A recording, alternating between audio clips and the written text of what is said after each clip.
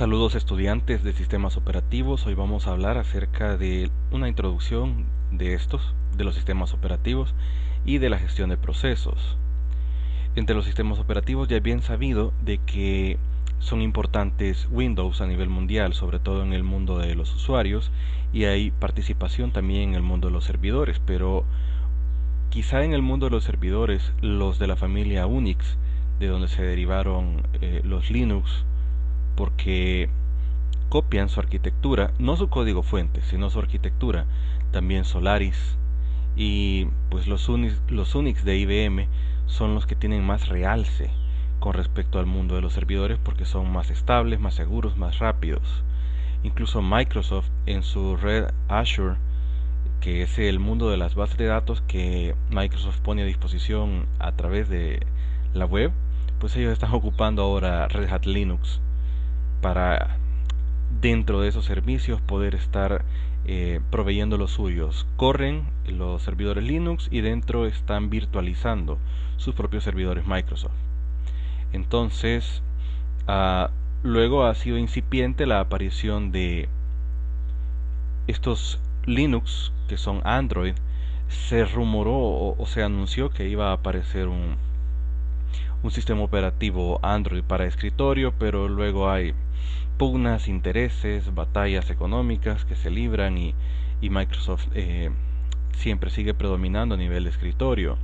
China anunció su propio Linux de escritorio y luego Microsoft estaba muy preocupado y ofreciendo demandas para impedir que eso saliera al mercado, porque es un mecanismo, es una guerra económica esta cuestión. Bien, sin embargo, lo que a nosotros nos compete ver es la parte técnica. Y vamos a ver qué es lo que hace entonces un sistema operativo. Solo ajusto este tamaño. Bien, ¿qué hace un sistema operativo? Bien, tenemos cantidad de software y tenemos cantidad de hardware.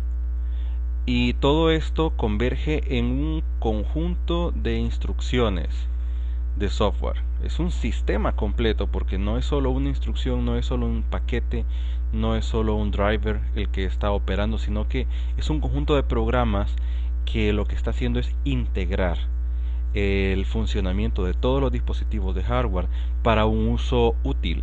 Por ejemplo, con oprimir las teclas de mi teclado no logro nada, ni tampoco con arrastrar el mouse. Pues no sirve de nada, esto es nada más un dispositivo y ya. Pero es el sistema operativo el que recoge todos esos eventos y los convierte en algo útil, en algo que permite modelar una cierta realidad, si es que se le puede llamar realidad a esto, porque es un mundo virtual. Muy bien, entonces, los sistemas operativos están hechos de la siguiente manera.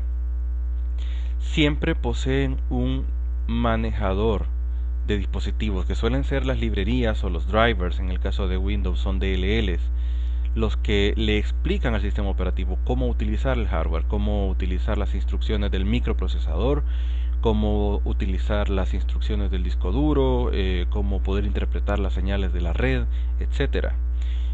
Bueno, lo de la red está en un conjunto diferente, porque una cosa, dicen estos teóricos de los sistemas operativos, una cosa es los entreprocesos de la RAM y otra muy diferente son los entreprocesos de la red. Ya nos daremos cuenta que, justo lo vamos a ver en este video, que los procesos en los sistemas operativos Unix, y pues en mi caso yo uso Linux, están basados en protocolos de red, de manera de que yo puedo tener múltiples clientes de un mismo proceso. Entonces eso los convierte en multitarea y multiusuario y son mucho más seguros y eficientes. Es típico de las arquitecturas Unix. Bien, luego encima de estos montones de drivers están los manejadores de archivos, los de memoria, los de procesos, los de red, pero ya no del dispositivo físico, sino de los protocolos, y luego en otra capa está la aplicación. Este es un modelo introductorio extremadamente simplificado. Este es un modelo que a mí me gusta más, que es el de las arquitecturas compatibles con Unix. Lo que se tiene en el centro, esto se le llama modelo de capas de cebolla, Desde hace muchos años se le llama así porque tienen un núcleo y luego hay más capas que se van sobreponiendo.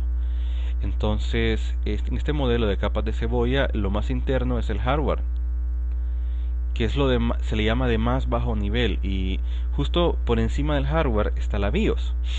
La BIOS es la que tiene algunas instrucciones para el uso de las unidades de entrada y salida y el reconocimiento de algunos hardware importantes, como en el caso del disco duro y del procesador también.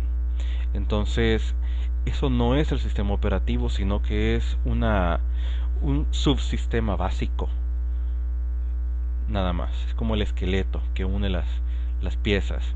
Luego vienen los drivers de dispositivos. En esta siguiente capa son los software que se conectan a la BIOS y que en conjunto determinan cómo van a operar los dispositivos.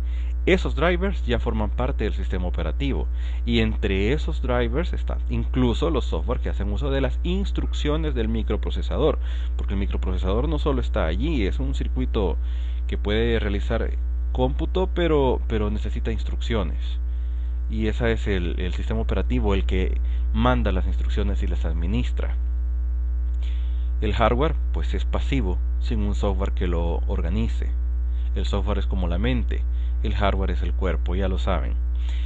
Ok, luego viene la consola. ¿Qué es la consola? Es una interfaz de usuario en donde se invocan los servicios, los programas.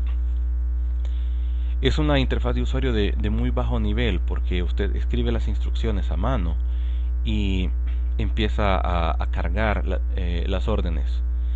Pero luego, encima de esa capa básica, se inventaron crear píxeles de colores y crear un ambiente gráfico, que es un software aparte.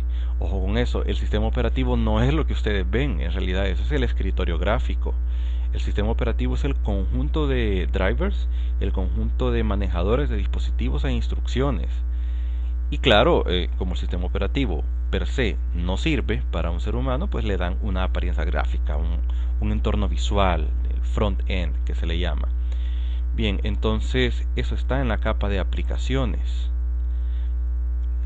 Hay utilidades también, pero por debajo de todo eso hay una capa de demonios, se le llama en los sistemas compatibles con Unix. Se le llama así a los procesos que están subyacentes, que están ejecutándose en segundo plano sin que se vean. Muy bien, el motor de todo esto es el kernel. ¿Qué es el kernel? Los gringos le llaman kernel a la semilla. Hay una ambigüedad de qué es seed, grain and kernel, que es la semilla y el kernel. Bien, se le suele llamar grano al montón de cosechas, se le suele llamar semilla cuando el grano se va a ocupar para sembrar, pero esa partícula, ese granito de elote que se ocupa, por ejemplo, para comer y que son contables, porque usted agarra unos cuantos con la mano, les llaman kernel. El chiste de esto es darle a entender que ese es el núcleo vivo de la planta, el kernel, y le llamaron así los teóricos de los sistemas operativos hace décadas. Esto no es nuevo, no es nada nuevo. Se llama así al núcleo de los sistemas operativos. ¿Y qué es el núcleo? El núcleo es el que se ejecuta justo después del post. Cuando se enciende la computadora, primero se ejecuta el post, en el cual la BIOS hace el chequeo del hardware e inicializa algunos subsistemas. Luego la BIOS concede el paso al sistema de boteo, y el sistema de boteo lo que hace es ir a buscar un sistema operativo válido, pero el sistema operativo válido no corre cualquier DLL ni cualquier archivo compilado. Lo que corre es el núcleo, que es el que arranca y es el que hace las gestiones de cargar los drivers, el que hace las instrucciones de detectar que esto esté funcionando bien, cargar el sistema operativo en RAM, cargar las aplicaciones en RAM, o sea, construye el mundo virtual desde lo que lee en el disco duro hacia la RAM, y el mundo virtual habita allí en la RAM, cargado, listo para usarse según las instrucciones y la mediación del microprocesador. Entonces, en el caso de los sistemas Windows, hay un NT OS KRNL, es un nombre bien raro. NT es por New Technology, OS Operative System y KRNL es kernel, la abreviatura, solo que le quitaron las E. y está ubicado en System 32. En el caso de un Windows 10 anda midiendo como unos 6 megas y medio aproximadamente. Luego, en el caso de Linux, el kernel se llama VM Linux, porque el que creó el primer kernel fue Linus Torvalds. Entonces, VM porque se suponía que era una especie de función de máquina virtual, pero funciona en forma nativa, y aparece el número de la compilación 5.3 y mide 9.2 megas. Echemos un pequeño vistazo a esto. Tengo acá un Windows Server corriendo en una máquina virtual. Vamos al disco local en Windows. Aquí está System 32, cuando los sistemas estaban basados en sistemas de 32 bits, y aún así ocupan los sistemas de 32 bits, aunque la computadora o el procesador sea de 64. Muy bien, y luego vean, estos son los archivos del sistema. Aquí hay una cantidad de archivos. Estos son archivos del idioma, para el teclado, para los software, y luego están todas las DLLs. Aquí hay cosas delicadas, por ejemplo el Action Queue, que son los que administran las colas de la gestión de procesos. Cuando usted quiere activar 2 o 3 procesos al mismo tiempo, enciende 2 o 3 programas al mismo tiempo, los abre, como quiera decirle, y hay que ponerlos en cola del microprocesador. Entonces el microprocesador hace uso de estas DLL, que son archivos externos al microprocesador, porque el microprocesador nada más es el motor que hace la gestión, y las especificaciones claras de los drivers y de un sinfín de cosas son archivos externos, porque si no el microprocesador sería demasiado grande. Esto es un microkernel lo que ocupa Microsoft, y se llama NT y algo. NT, aquí está. De hecho, no sé si puedo hacer esto más grande. Si pude, veamos. N. Hay algunas utilidades acá como nvtstat.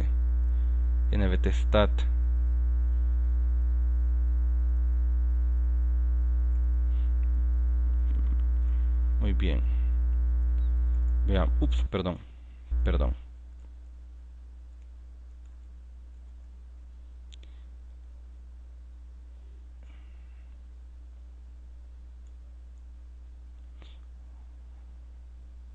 Bueno, busquémoslo.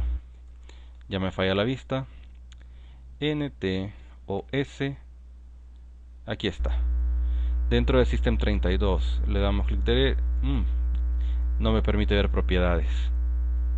En Windows 10 sí permite. Acá, si lo quiero ejecutar, me dice que no se puede ejecutar en modo Win32. De hecho, este es el kernel, este es el núcleo. Y en este Windows Server 12 mide 7.12 megas. Y ahora sí ya está las propiedades.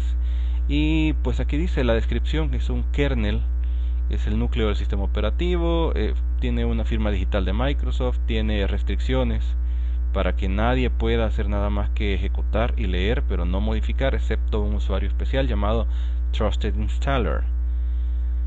Ok, y luego el núcleo es un núcleo, es un microkernel, tiene lo mínimo necesario y todos los módulos para ocupar la administración de procesos, ocupar la RAM, el disco duro y todo eso está afuera en otras DLLs.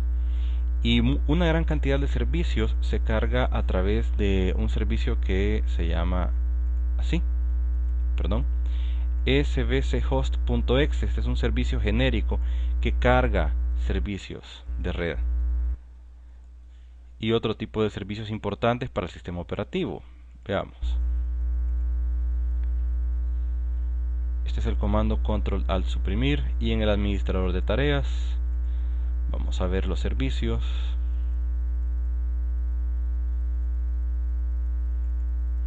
Bien, para el caso de este Windows Server, bien,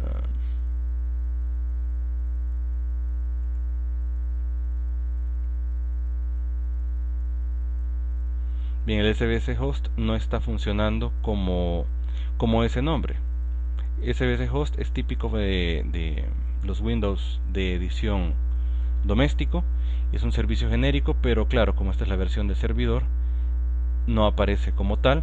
Sin embargo, existen servicios genéricos. Por ejemplo,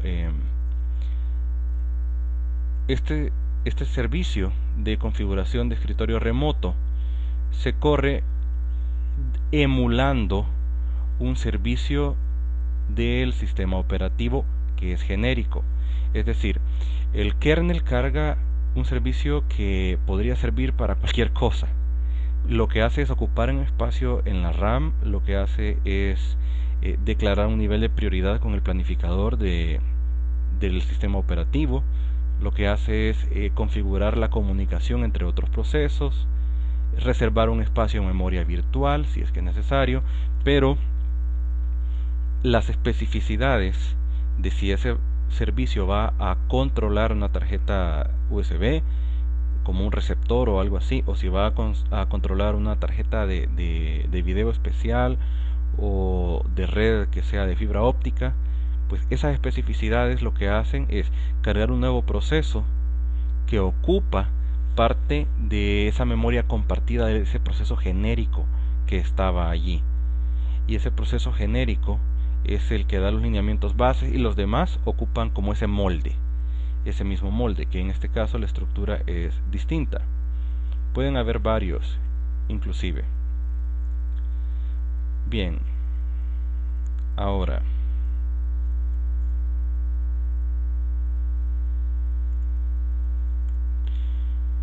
en el caso de Linux, el kernel, eso lo podemos ver de forma nativa.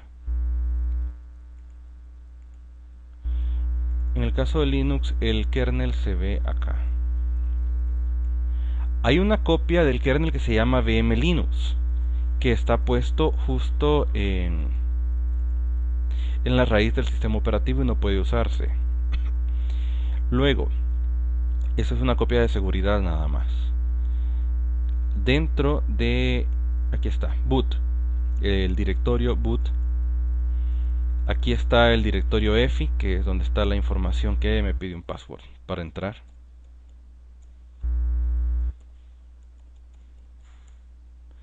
Muy bien, aquí está la información del sistema EFI con algunos archivos que sirven para configurar el sector de arranque. El EFI en realidad es una partición, pero aquí en Linux se montan como que si fueran directorios, que en Windows se llaman carpetas solo porque no quisieron usar el nombre de directorios que se usaba en los Unix. Bien, entonces dentro de boot aquí está lo interesante. Vean, este es el kernel VM Linux. Yo estoy usando el kernel 5.3. ahí están las propiedades. Ahora, lo bonito es esto. Yo tengo dos kernels acá que son booteables, más aquel que era copia de respaldo, pero aquí tengo el 53059 y el 53062. ¿Para qué me sirve tener dos núcleos? Es que cuando se hace una actualización del sistema, se instala un nuevo kernel, un nuevo núcleo, y si este falla, usted puede volver a la versión anterior, puede usar el núcleo anterior en el booteo si algo falla. Entonces se usa el último núcleo estable como la versión anterior, y el nuevo núcleo recién actualizado es el que se ocupa si nada falla. Entonces esto es un sistema como prueba de fallos. Ok, ahora veamos en la consola. Se puede ver cuál es la versión que estoy ocupando. Le puedo poner cat, que es el comando para ver el contenido de archivos, y le voy a poner proc, y le voy a poner version, y aquí aparece que estoy usando un kernel Linux 53062 con la distribución Ubuntu. En fin, en cuanto a distribuciones, yo siento que no hay tanta diferencia, porque lo que manda es el kernel, o sea, el núcleo. Bien, dentro de la interfaz proc o el directorio proc podemos ver otro tipo de información.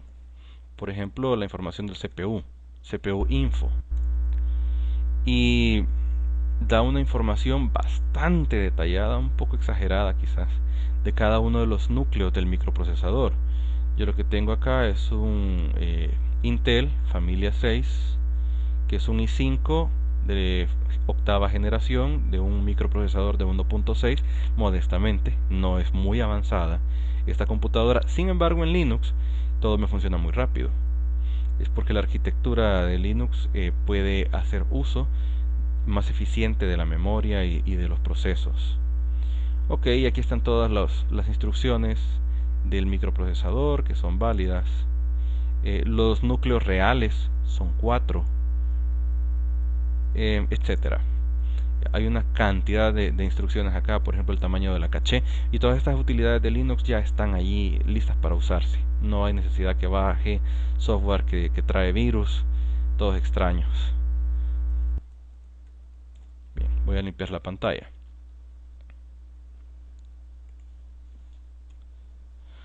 Ok, ya habíamos visto el sistema de boteo.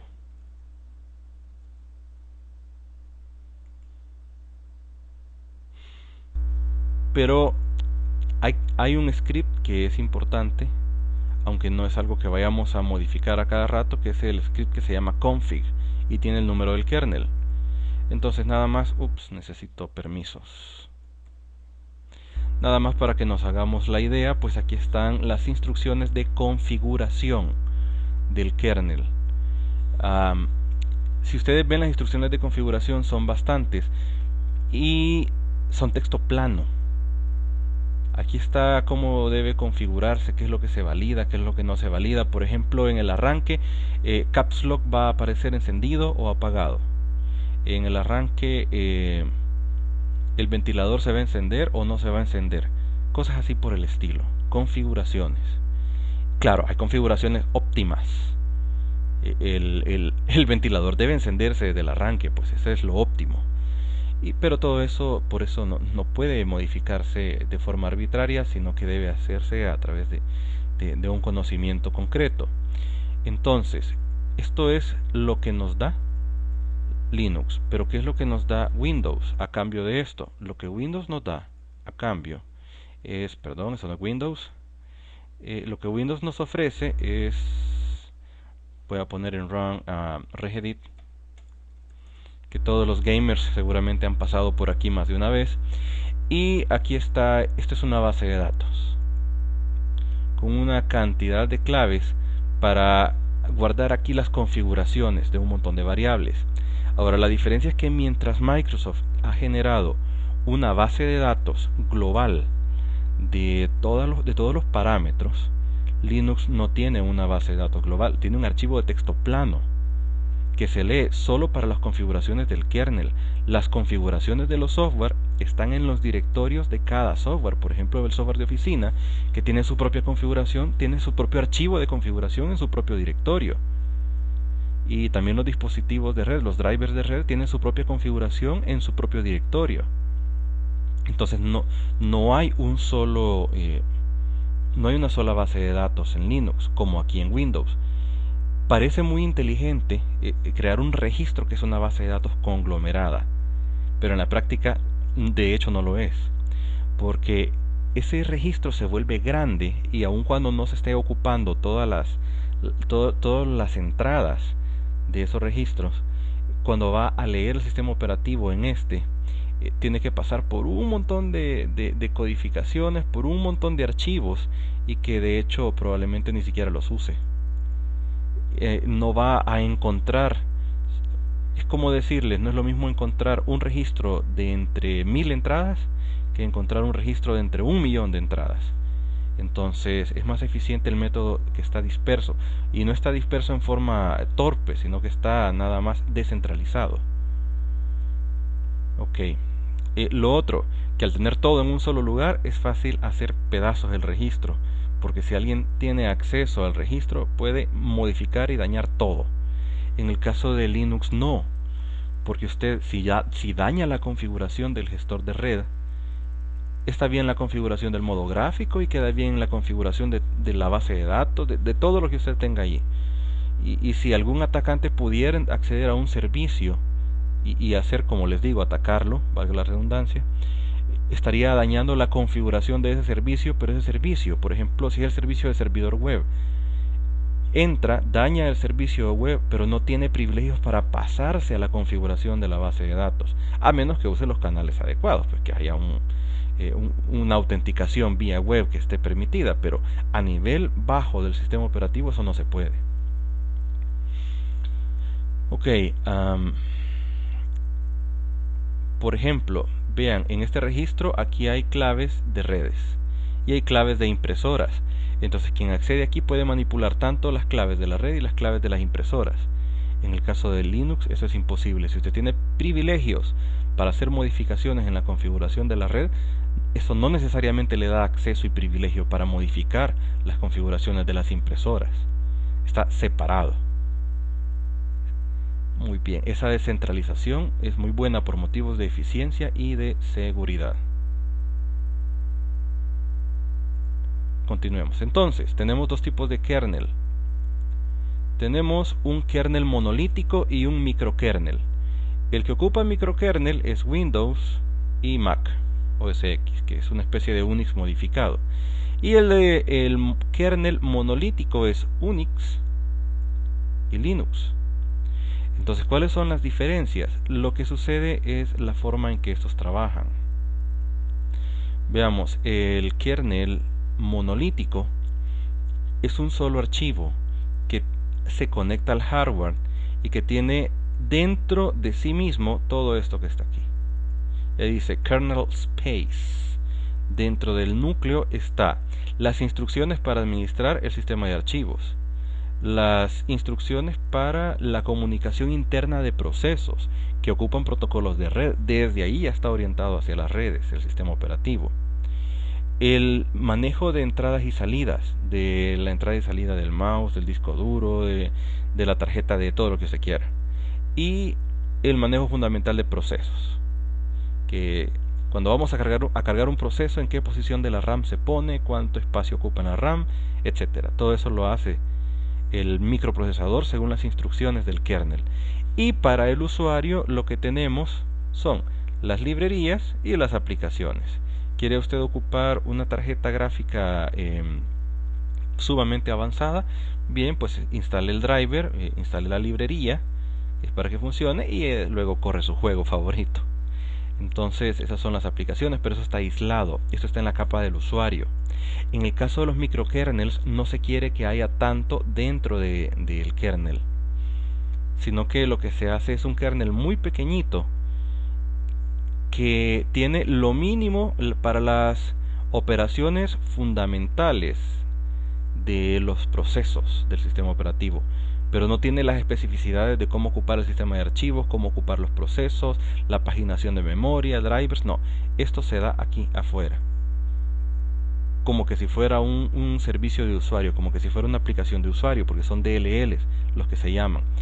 Ahora, el plan maestro de tener un microkernel es el siguiente: entre más pequeño es el kernel, es más rápido, y entonces el kernel va a utilizar solo los módulos que necesita, los carga en la RAM y los administra.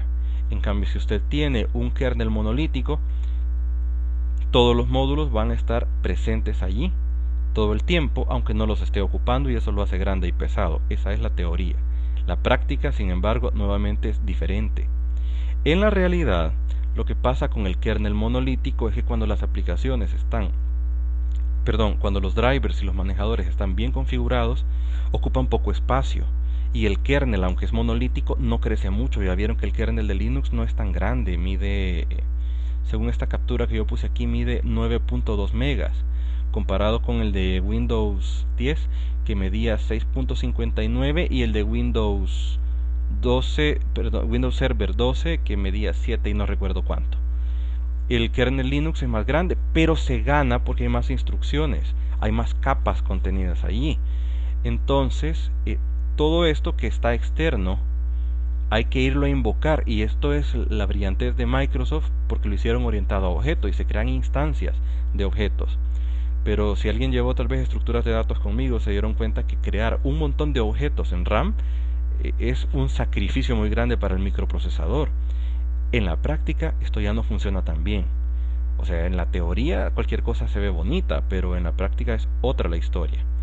Entonces esto es como que si fuera todo a nivel de usuario, a nivel externo del kernel. ¿Y cómo resolvemos el problema de que el kernel tiene mucho tamaño y no funciona todo al mismo tiempo? Aunque todos los módulos estén dentro del kernel, voy a hacer algo que parece una flecha, o mejor reseteo esto. Aunque todos estos módulos estén dentro del kernel, pueden estar desactivados.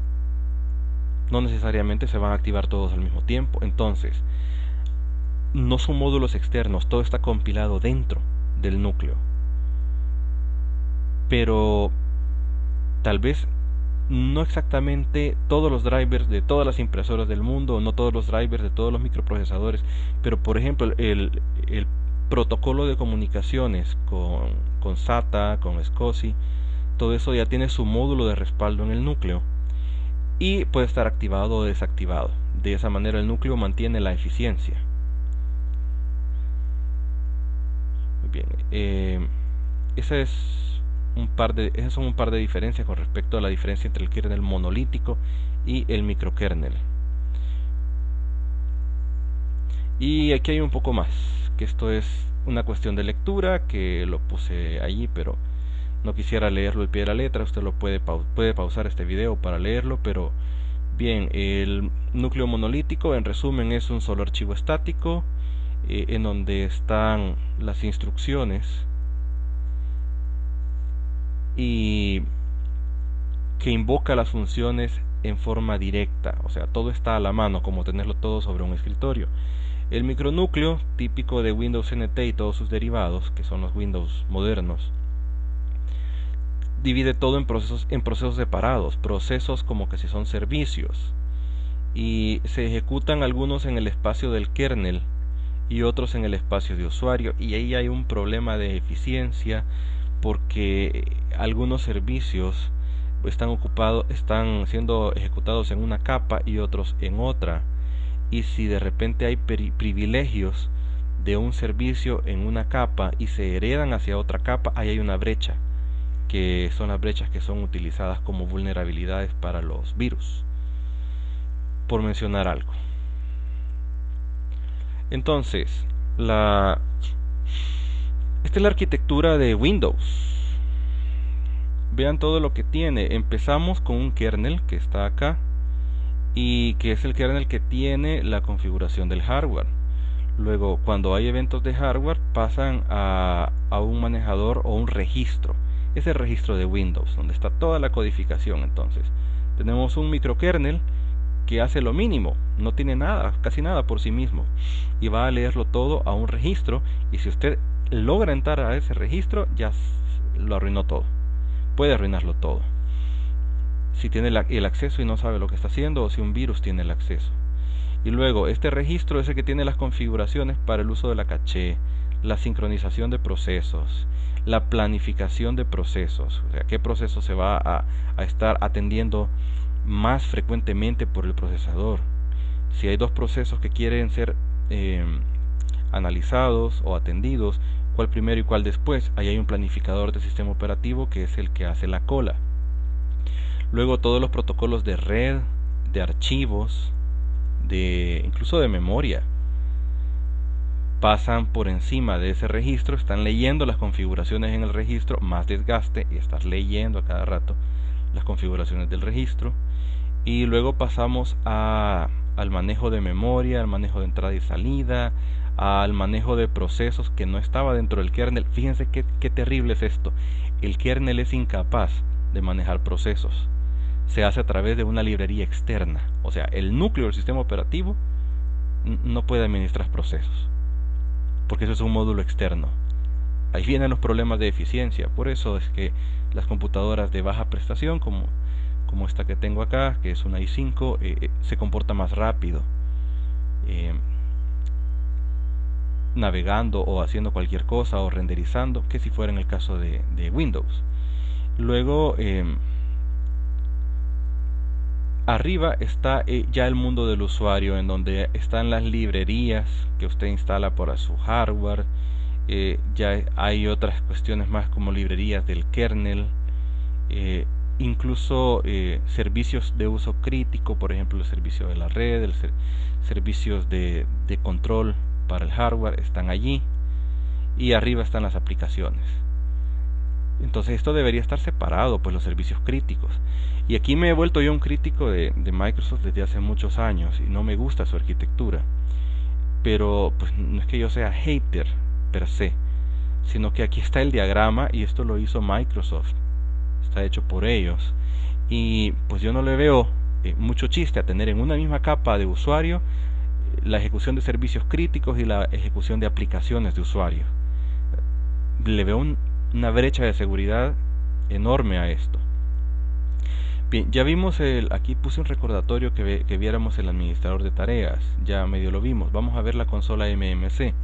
Cuando usted recibe los cursos de certificación de servidores Microsoft, lo primero que le piden es que aprenda a usar el MMC.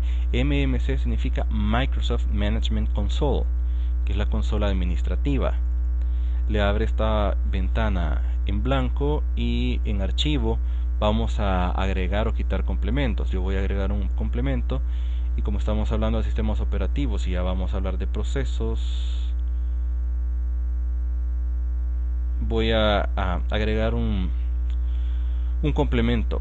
Ellos le llaman complemento, en realidad yo le llamaba consola, y vamos a agregar una consola para este equipo local para administrar servicios. Y aquí vemos los servicios que realmente están corriendo. Quizás el zoom es muy pequeño, pero aquí usted puede ver, por ejemplo, el cliente DHCP, ahí está funcionando. Y usted, si se le ha arruinado el servicio, si no funciona, usted aquí puede darle detener. Aquí está el control, detener.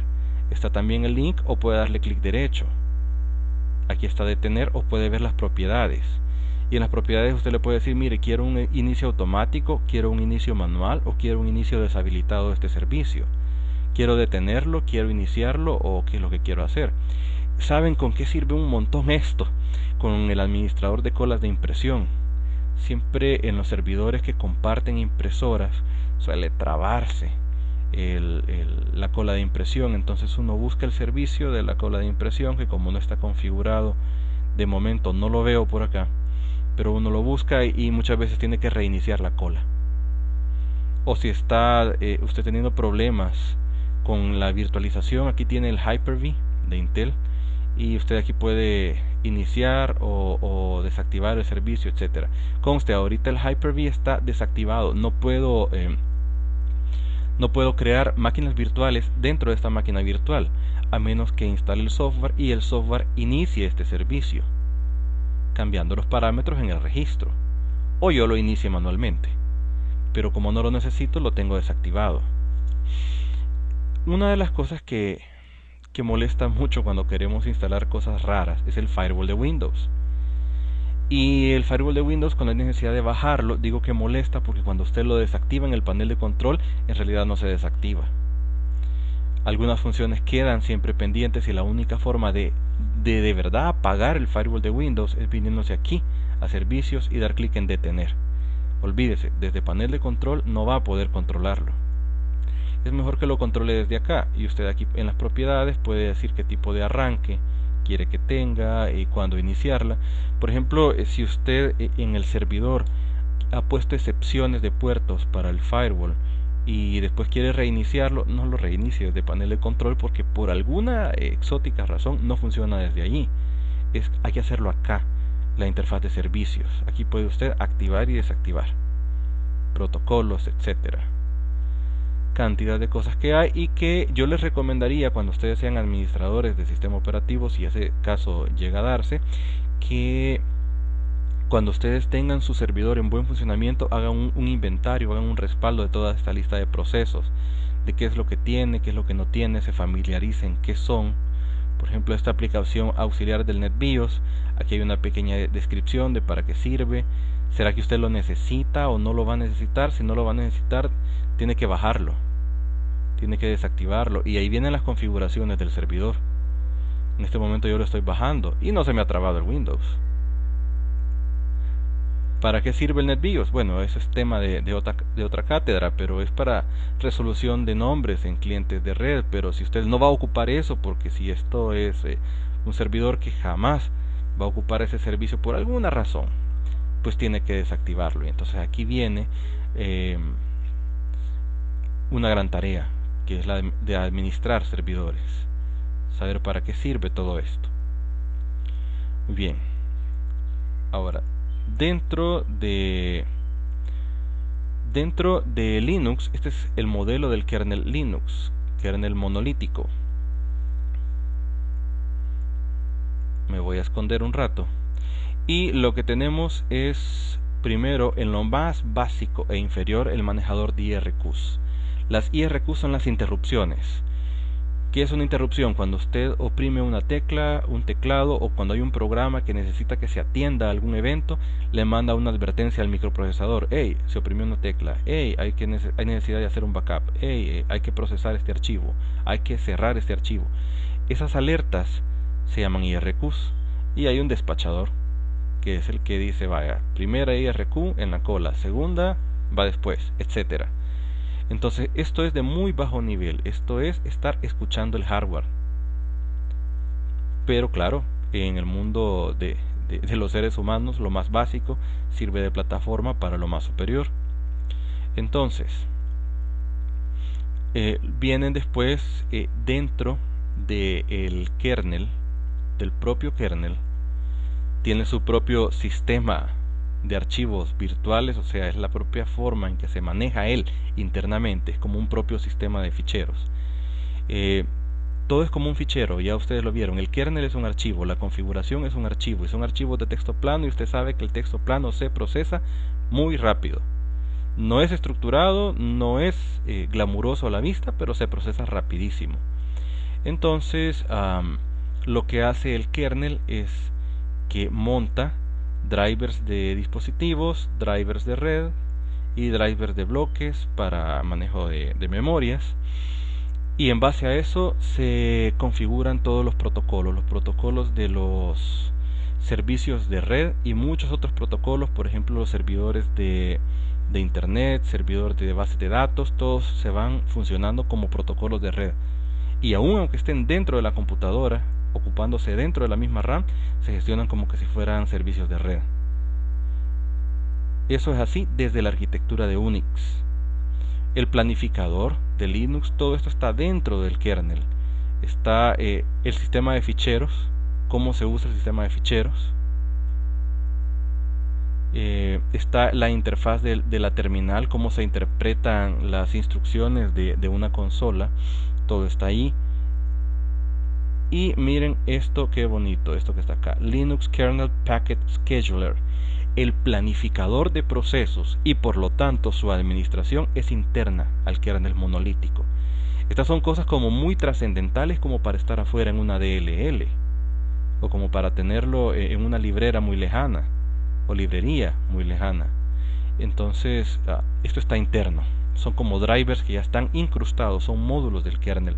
Y luego hay otras capas dentro del kernel.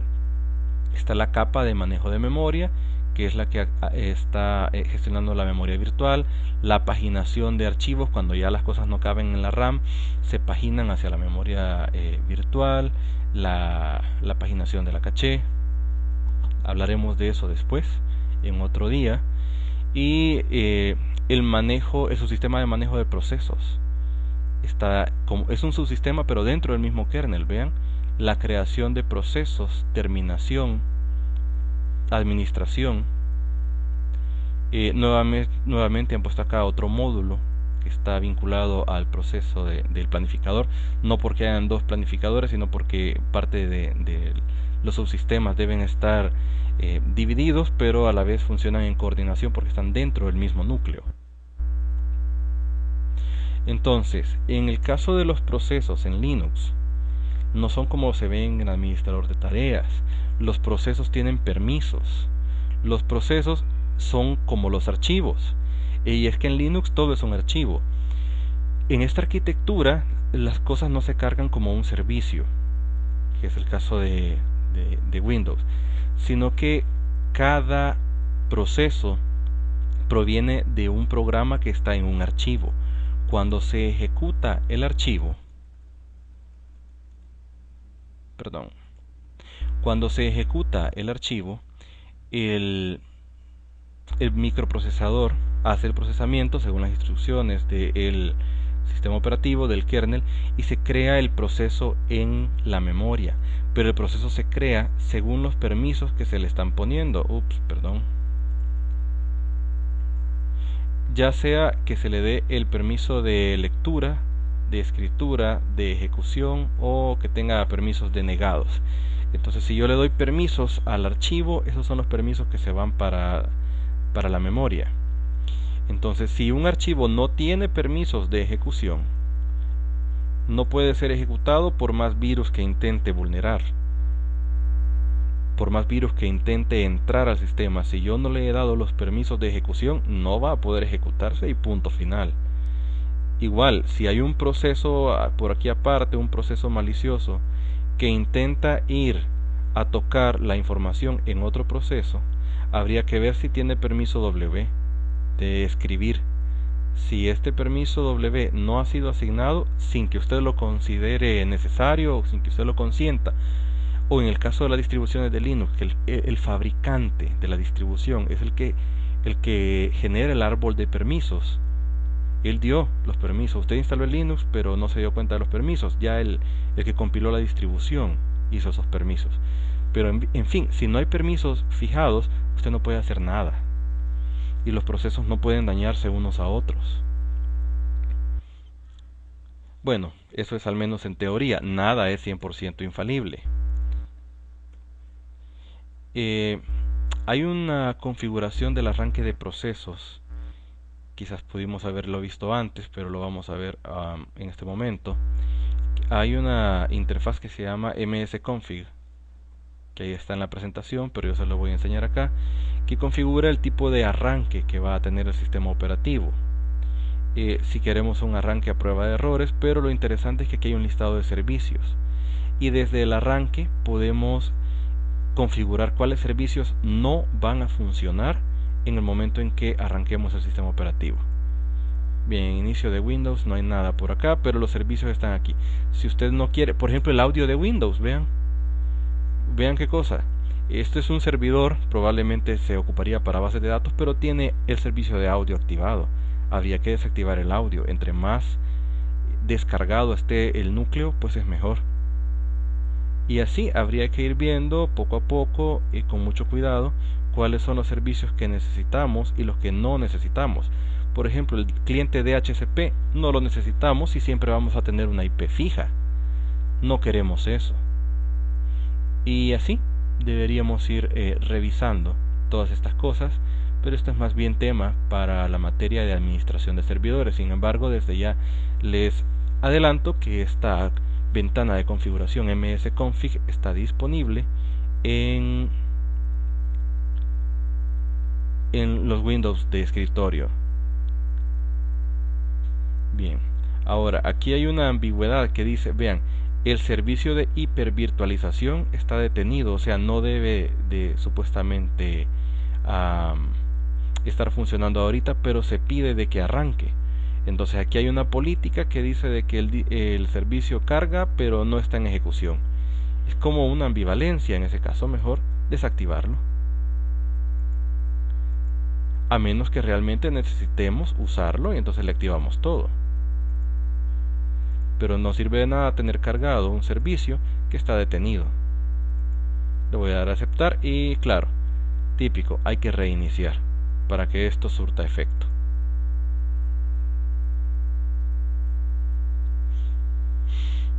A veces cuando hemos hecho las cosas mal aparecen mensajes de error, y cuando eso sucede, pues algo no funciona. No funciona la red. Perdón, puse la contraseña que no es.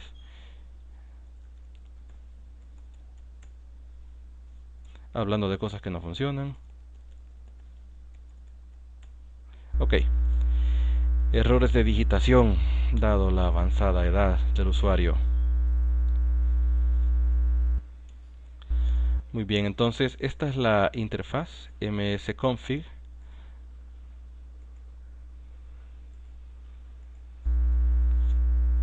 Y veamos ahora cómo son las cosas en el mundo de Linux.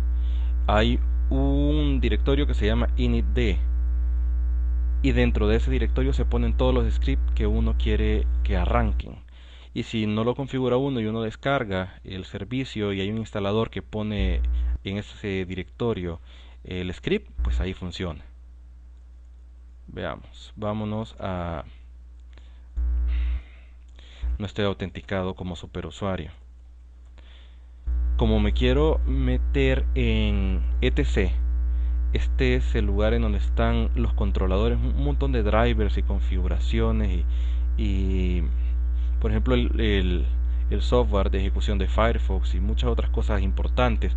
Aquí no puede entrar Juan Pérez, entonces me pidió contraseña de administrador para entrar, es muy seguro. Ahora vamos a buscar initd.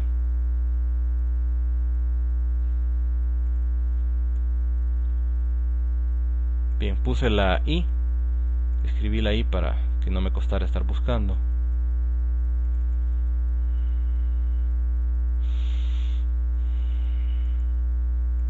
Bien, y es anómalo. Ya está. Es anómalo que se ha tardado, pero es que hay muchos archivos allí, por alguna razón se tardó. Pero aquí están los servicios que está corriendo. Y aquí hay que saber qué son los servicios. Por ejemplo, el cron es un servicio que sirve para... es un demonio en realidad. Es un demonio que sirve para fijar otros demonios, fijar el tiempo en que se ejecutan. Por ejemplo, si yo quiero que me haga un backup a la 1 de la mañana de todos los días, pues lo programo con cron. Cups es el demonio de administración de impresoras a través de la red o a través localmente de la propia computadora. Esta es la arquitectura de Linux, en la cual usted tiene un programa que quiere imprimir, pero el programa se conecta vía protocolos de red al demonio de impresión, aunque esté localmente. Entonces por eso es que se expanden las cosas hacia las redes y funcionan tan bien, porque fueron creadas para eso. Perdón. Tengo acá Postgres, que es un motor de base de datos que lo estoy ocupando y que arranca al inicio. Y pues aquí está, todo en initd. Existen dos maneras de registrar las cosas aquí en initd, que es... Puedo ocupar una aplicación que se llama Startup Applications, que esta existe en Ubuntu, no existe en otras distribuciones, habrán otras cosas que comparar. Y aquí yo puedo dar clic en esto, en Add. Aquí en agregar puedo darle acceso a un programa que quiera que se ejecute al inicio. Si no, lo puedo hacer manualmente desde la consola. Entro a initd, pego en initd ese script que quiero que se ejecute desde el principio y tengo que darle permisos. Chmod es el cambio de permisos de un módulo. Cuando le doy el permiso, más X significa permiso de ejecución y myscript.sh es el nombre del programa. Son scripts de configuración, los que dan instrucciones para arranque a la consola. Incluso si usted no los ve porque está desde el escritorio como estamos ahorita, pero en segundo plano los demonios están ahí funcionando. Luego hay que mandar la actualización al registro de que hay un nuevo script que va a funcionar desde el arranque. Esto es por si se desea hacer. Y aquí está el nombre, myscript.sh. Luego, la gestión de procesos. Esto lo pueden ver detenidamente en su casa. Le vamos a dar un repaso. Este es el modelo de cómo se gestionan los procesos en un sistema operativo compatible con Unix. Un proceso nuevo, por ejemplo, usted abre un programa o inicializa un servicio, pasa a su estado ready, que es que está listo, y hay un planificador de ejecución del sistema operativo, que es el que configura entre la ejecución misma y su estado de alerta, cuándo funciona y cuándo no funciona. En realidad los microprocesadores no pueden atender 20 procesos al mismo tiempo.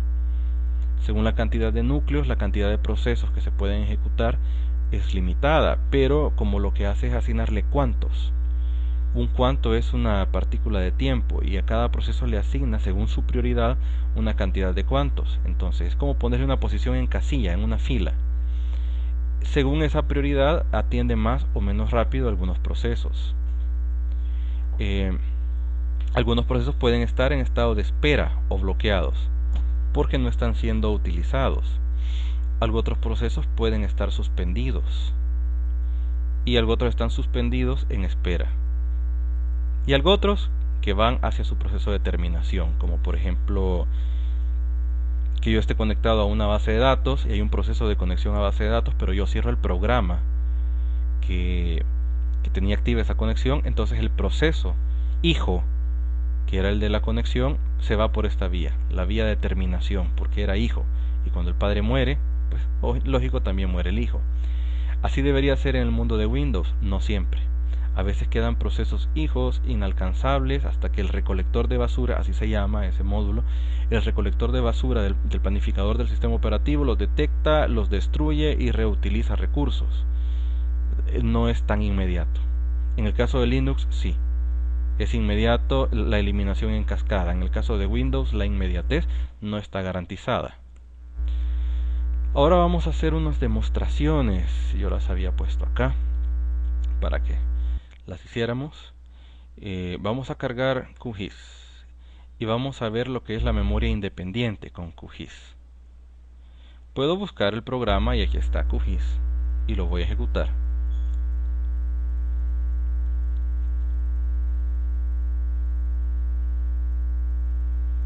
Bien, dice que ya está funcionando. Sí, aquí está. Este es un programa para... perdón.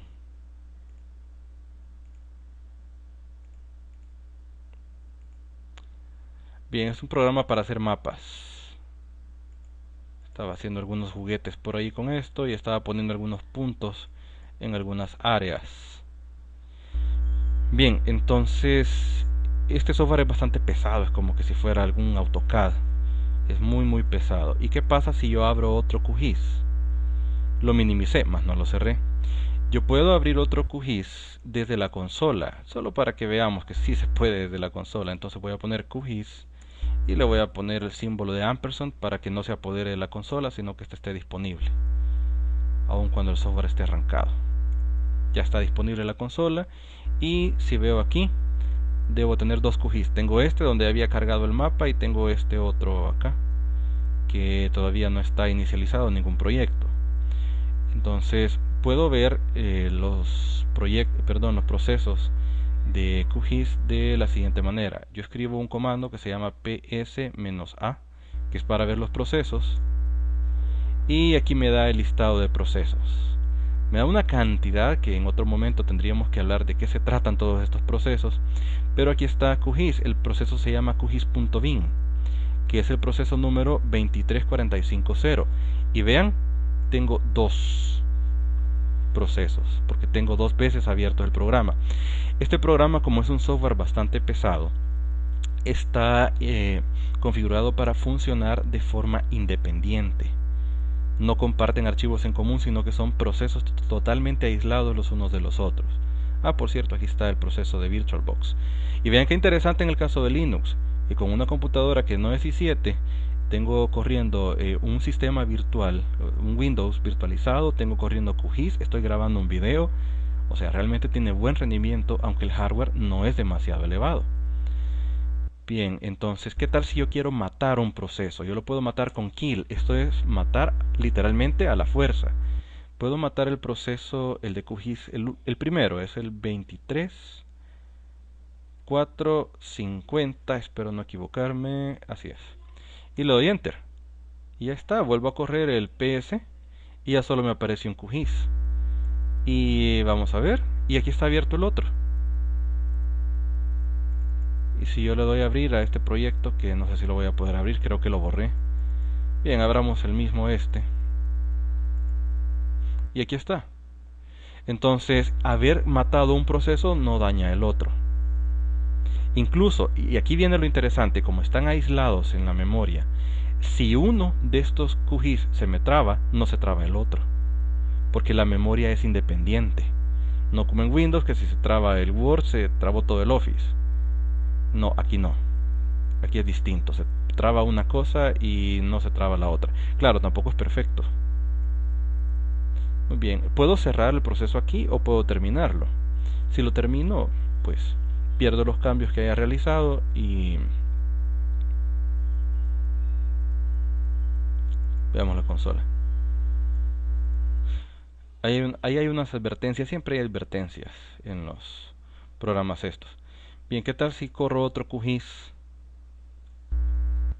Ya nuevamente tengo otros dos QGIS.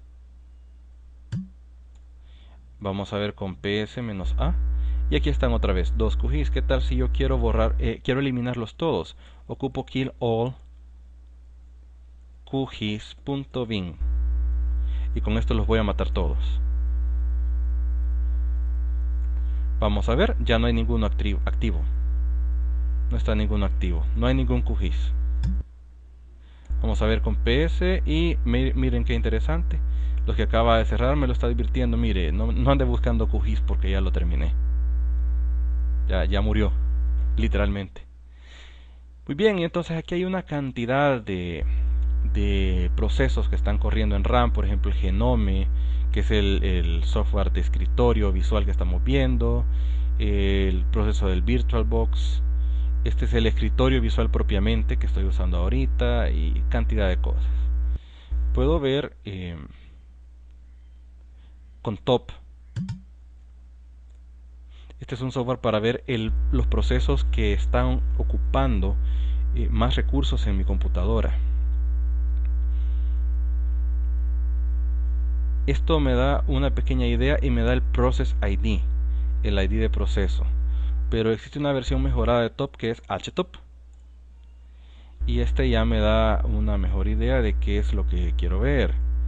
Por ejemplo, el que me está consumiendo más recursos ahorita, bueno, está brincando. Ahorita es ORG, es el modo gráfico.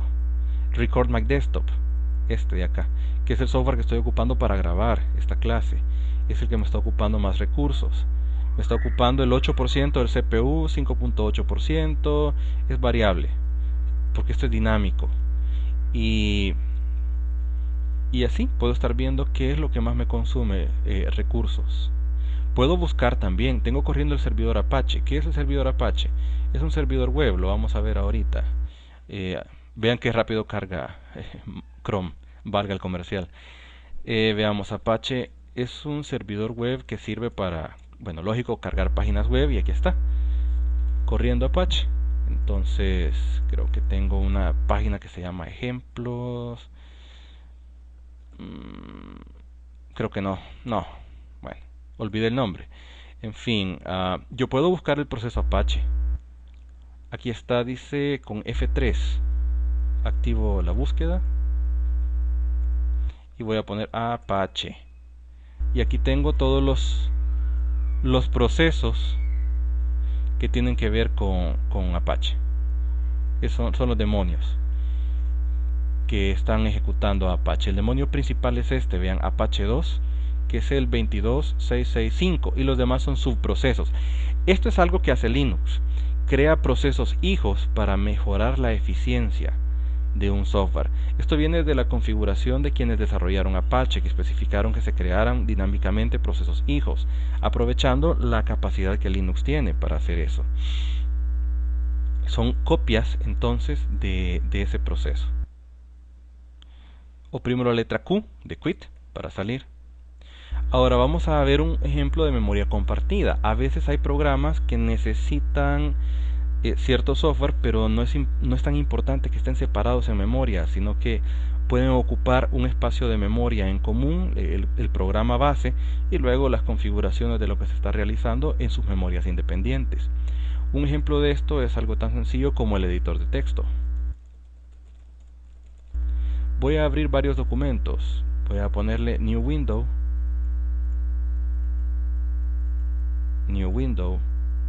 Tengo aquí varios documentos y le voy a poner New Document, no, New Document, perdón, a esto. Y tengo un nuevo documento. Ahora, si yo me voy a ver con PS menos A, no me aparece aquí el gedit. Veamos.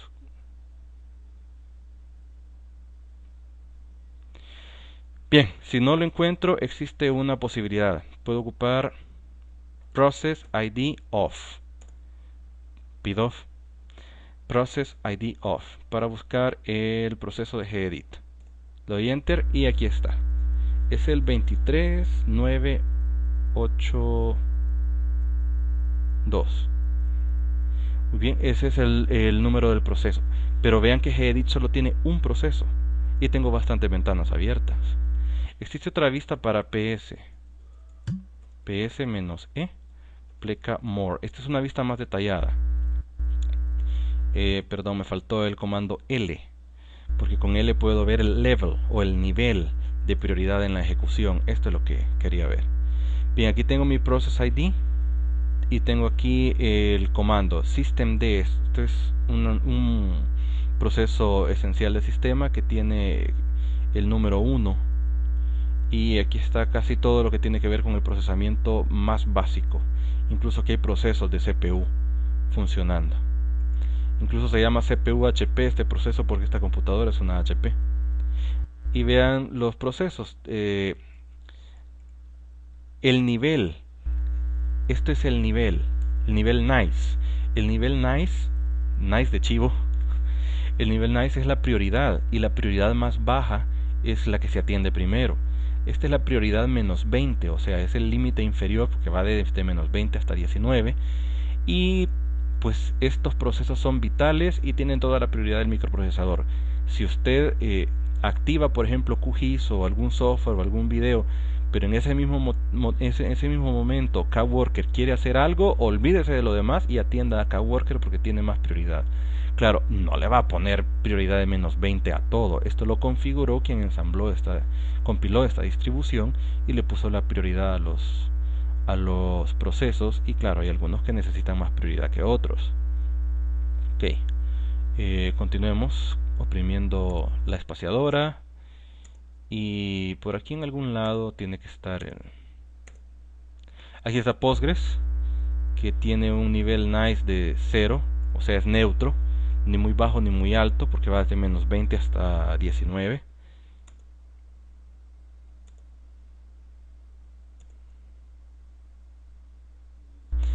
Muy bien, aquí está el modelo XORG, que es el escritorio gráfico. Aquí tengo Apache, tengo el nivel 0, que es un nivel normal, tengo el ID del proceso de ejecución, entre otras informaciones. Aquí está gedit, vean, que tiene un nivel 0, o sea una prioridad neutral, y aquí está el nombre de su proceso. Yo puedo matar todos los gedit con kill all, kill all, y le voy a poner gedit y le doy enter y maté los procesos. Vamos a ver, ya no hay ningún gedit abierto. Algo que se me olvidó decirles de top. En top ustedes pueden ver el nivel nice de un proceso y pueden ver cuánta memoria virtual, cuántos bytes de memoria virtual está ocupando, cuántos bytes de memoria compartida o de memoria residente está ocupando, el porcentaje de CPU, que en este momento el que más demanda le da es el modo gráfico y Record My Desktop, que es el que está grabando este video con 8.6. Bien, entonces el tiempo que tiene de estar operando o de haber sido encendidos estos software. Entonces hay una cantidad de parámetros aquí de gran importancia. En total dice esto que todo el cómputo del CPU lo tengo al 2.3 o al 3% de momento. Entonces hay picos de uso de todo esto. Y le puedo cambiar la prioridad, el valor nice a un proceso. La respuesta es sí. Creo que se los puse en la presentación. Veamos. Ya les mostré proc, ya les mostré los comandos de procesos, los de matar. Vamos a ver ahorita lo del renice y después systemctl. Entonces, ¿para qué sirve renice? Para cambiarle prioridad a un proceso.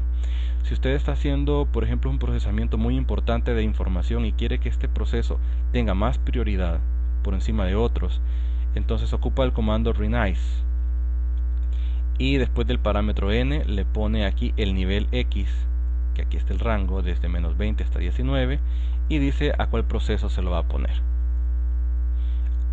Si el proceso le pone usted prioridad 19, significa, mire, esta cosa casi no me importa, atiéndala cuando no haya nada más que hacer. Ok, Entonces, ocupemos Renize.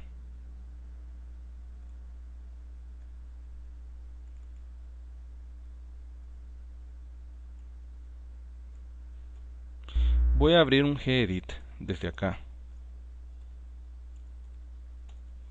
Y aquí tengo abierta mi ventanita. O por si es muy simple el gedit, ocupemos un QGIS mejor pues. QGIS. Oh, perdón.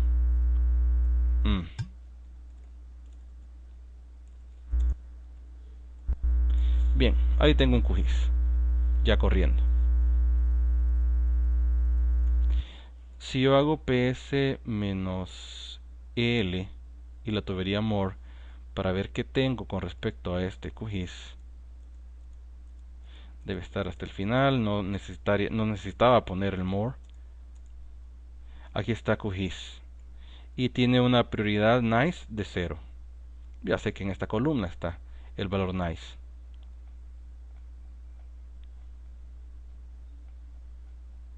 Aquí está NI, el encabezado.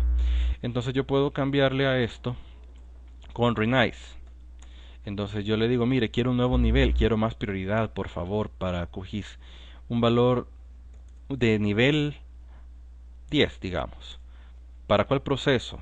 Le pongo la "-p" para indicar el proceso, y QGIS es el proceso 24061. Muy bien, y ya lo cambió. Si vuelvo a correr el PS, aquí me aparece QGIS con su nuevo valor nice de 10. Entonces alguien podría decir, ah, qué bonito. Cuidado, no le vaya a poner valor 10 a todo, porque entonces le va a empezar a funcionar mal la computadora. Se le va a empezar a trabar porque lo está manipulando de forma no adecuada. Sin embargo, esta asignación es temporal. Si yo destruyo a QGIS o simplemente me salgo, si cierro esto, se olvida esa configuración. Existe otro comando que se llama nice. Así solo le voy a dar enter. Y este comando sirve para lanzar otros nuevos procesos desde el inicio con un nuevo valor de prioridad. Pero de mi gusto eso es querer hacer dos cosas al mismo tiempo. De mi gusto primero cargue un proceso y modifique luego su prioridad. Eso es gusto mío. Ahora veamos systemctl status. ¿Qué hace system? Voy a limpiar con clear y luego systemctl. Cuando yo le doy systemctl, lo que estoy viendo es una cantidad de procesos. Esto es bastante grande, esto es vasto. Ocupemos el modificador status. Y aquí estoy viendo las librerías y la ubicación de los scripts que están en ejecución actualmente. Por ejemplo, aquí estoy ocupando, vean, systemctl status, claro, aparece en el árbol de procesos. Por ejemplo, el servicio de monitor y de discos, esto debe ser el servicio de configuración de ajustes del usuario, está ahí en ejecución y me dice la ruta de la librería en donde está ubicado ese archivo de configuración. Veamos algo otro.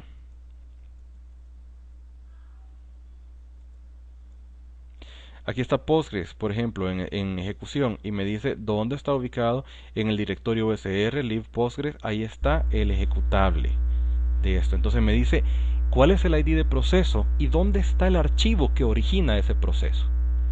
Es bastante completo, bastante completo. Sin embargo, creo que htop ya da un poco de esto también, vean. htop, que es el que nos dice los procesos que se están usando más. Ahorita el que se está usando más es el VirtualBox. De hecho ya no lo necesito, entonces lo voy a cerrar. Voy a guardar el estado. Y ahora que está trabajando, hay un poco más de carga en el sistema. Pero vean, ya lo cerró. Solo la máquina virtual. Cierro del todo y ya no aparece acá. Muy bien.